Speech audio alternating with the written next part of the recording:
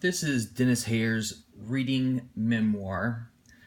As far back as I remember reading Dr. Seuss books, Clifford, Curious George, The Three Little Pigs, The Very Hungry Caterpillar, and Where the Wild Things Are.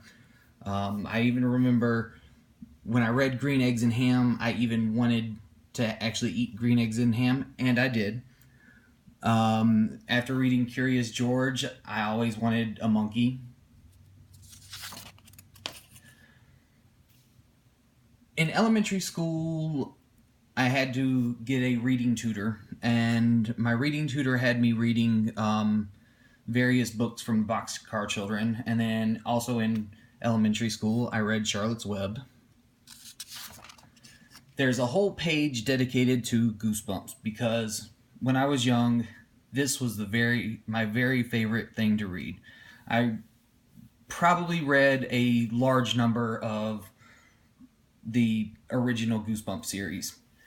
And then as I continued reading, for a while I liked the Reader Beware, You Choose the Scare books where you kind of choose different paths that you want to go when you're reading.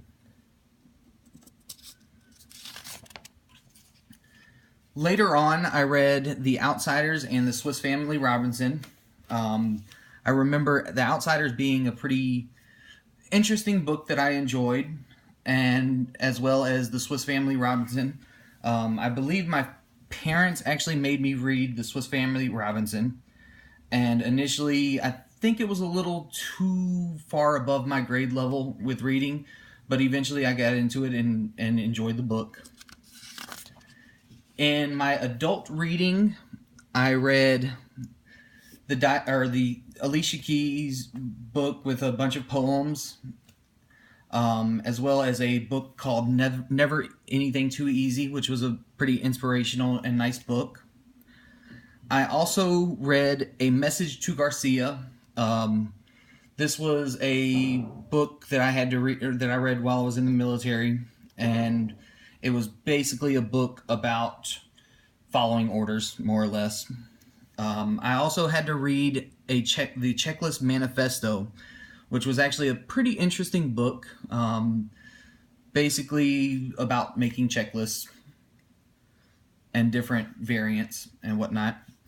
And then I also read a large amount of Driven to Distraction. It was a book about attention deficit disorder, and I read quite a bit of that in a short period of time. It was very interesting. Unfortunately, I never finished reading it.